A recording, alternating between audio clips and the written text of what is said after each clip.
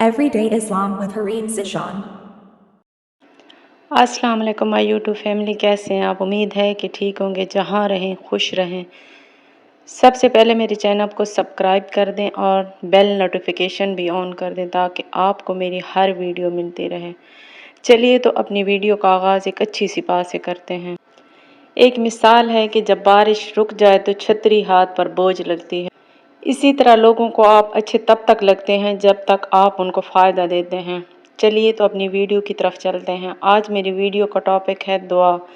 دعا کیا ہے، دعا کیسے کرنی چاہیے، اور دعا قبول نہیں ہوتی، اور دعا کیوں قبول نہیں ہوتی اس کی وجہ بھی بتاؤں گی، اور دعا کا ایک وظیفہ بھی بتاؤں گی۔ حالانکہ دعا قبول کرنے کے کوئی وظیفے نہیں ہوتے، دعا میں خلوص نیت سے مانگنی چاہیے تو اللہ جی قبول کرتے ہیں۔ دعا کی شرائط بھی بتاؤں گی جن پر عمل کر کے انشاءاللہ آپ کی دعائیں قبول ہوں گی۔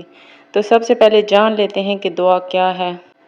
دعا بندے اور اللہ کے ساتھ ایسی گفتگو ہے جس میں بندہ اللہ سے مدد مانگتا ہے، ہر ضرورت تکلیف اللہ کے سامنے بیان کرتا ہے جو وہ شاید کسی کے سامنے نہ بیان کر سکے، اور اپنے مسائل کے حل کے لیے اللہ سے عرض کرتا ہے اور درخواست کرتا ہے۔ دعا، عبادت، ذکر اللہ کی ہی ایک شکل ہے، اس لیے دعا کے ذریعے اللہ کو پکاریں۔ سورۃ مریم میں ہے کہ اے میرے رب، تجھ سے دعا مانگ کر میں کبھی محروم نہیں رہا۔ دعا کی کچھ شرائط بھی ہوتی ہیں، ان پر عمل کریں تو آپ کی دعائیں بھی قبول ہوں گی انشاءاللہ۔ تو چلیے میں آپ کو وہ شرطیں بتا دیتی ہوں۔ اخلاص، دعا کرنے والا اپنے رب کو حقیقی معبود سمجھتے ہوئے صرف اور صرف اللہ سے دعا کرے اور اللہ کے سوا کسی کے آگے جھولی نہ پھیلائے۔ حرام سے اجتناب کرے، کیونکہ جب تک وہ حرام مال کھائے اور حرام کا پہنے تو اس کی دعا کبھی قبول نہیں ہوتی۔ توبہ کرے، اگر دعا کرنے والا ساتھ ساتھ گناہ بھی کرتا رہے اور دعا بھی مانگے تو ایسے بندے کی دعا کبھی قبول نہیں ہوتی۔ عاجزی اور انکساری کا حکم قرآن میں بھی ہے۔ سورۃ اعراف میں ہے کہ تم لوگ اپنے پروردگار سے دعا کیا کرو، گڑ گڑا کر اور چپکے چپکے۔ دعا کے اندر زیادتی نہ کی جائے، مثلاً حرام اور منع چیزوں کے لیے دعا کرنا، بلا وجہ کسی کے لیے دعا کرنا، معلق دعا نہ کی جائے۔ معلق دعا سے مراد یہ ہے کہ اللہ اگر تو چاہتا ہے تو مجھے عطا کر، اگر تو چاہتا ہے تو مجھے بخش دے، اگر تو نہیں بخشنا چاہتا تو نہ بخش۔ ایسی دعا سے حضور پاک صلی اللہ علیہ وآلہ وسلم نے منع فرمایا ہے۔ بخاری اور مسلم میں ہے کہ تم میں سے کوئی شخص ہرگز یہ نہ کہے کہ یا اللہ اگر تو چاہتا ہے تو مجھے بخش دے، اگر تو چاہے تو مجھ پر رحم فرما، بلکہ پورے عزم سے دعا کرے، کیونکہ اللہ تعالیٰ کو کوئی مجبور نہیں کر سکتا۔ دعا میں غفلت اور سستی نہیں دکھانی چاہیے۔ دعا مانگنے والا ذہن، دل و دماغ اور دل کے اندر سے مشغول ہو۔ نبی پاک صلی اللہ علیہ وآلہ وسلم نے فرمایا، اور یہ جامع ترمذی میں حدیث ہے کہ اللہ سے دعا اس یقین کے ساتھ مانگو کہ دعا ضرور قبول ہوگی۔ یاد رکھو، اللہ تعالیٰ کسی غافل اور لاپرواہ دل سے مانگی ہوئی دعا قبول نہیں فرماتے۔ ان باتوں پر عمل کریں، انشاءاللہ اللہ تعالیٰ آپ کی دعائیں قبول کریں گے انشاءاللہ۔ دعا قبول کیوں نہیں ہوتی، اس کے بھی کچھ اسباب بتا دوں گی، شاید اس کو جان کر آپ ان باتوں سے گریز کریں تو آپ کی دعائیں بھی عرش پر پہنچ جائیں انشاءاللہ۔ دعا قبول نہ ہونے کے 10 اسباب ہیں۔ ابراہیم بن اوہم رحمۃ اللہ بصرہ کے ایک بازار سے گزرے، لوگ اکٹھے ہوئے، ان سے عرض کی، اے ابو اسحاق، کیا وجہ ہے؟ ہم دعا کرتے ہیں لیکن قبول نہیں ہوتی۔ فرمایا، 10 چیزوں کی وجہ سے تمہارے دل مردہ ہو چکے۔ وہ 10 اسباب یہ ہیں۔ نمبر 1، تم نے اللہ کو پہچانا لیکن حق ادا نہیں کیا۔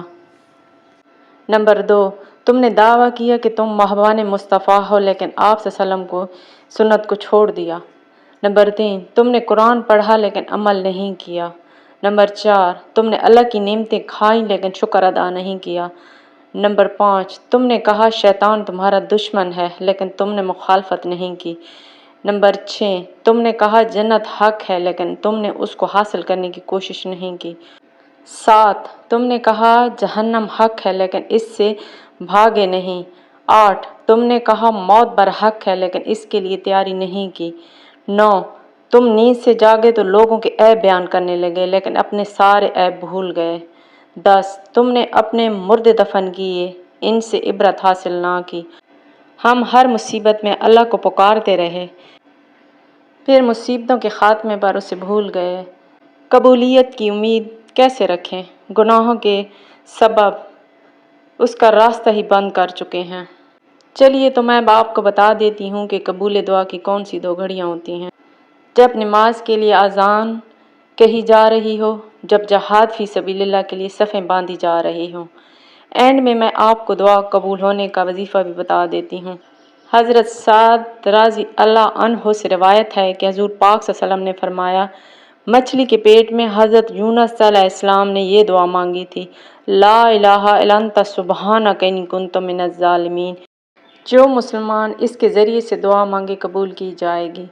چلیے تو اجازت دیجیے اس بات کے ساتھ خود کو عادت ڈالیں خاموشی کی، کیونکہ اس سے آپ کے دل کو سکون رہے گا۔ اور پتہ ہے کس کس مقام پر خاموش رہنا چاہیے؟ غصے میں، اداسی میں، ٹھکرائے جانے پر۔ اتنا عرصہ دیکھ لیا غصہ کر کے، لڑ جھگڑ کر، باتیں کر کے، سب کر کے کیا ملا؟ کیا سب ٹھیک ہو گیا؟ کچھ حاصل ہوا؟ نہیں نا؟ تو پھر زندگی میں ایک موقع خاموشی کو دے کر بھی دیکھیں۔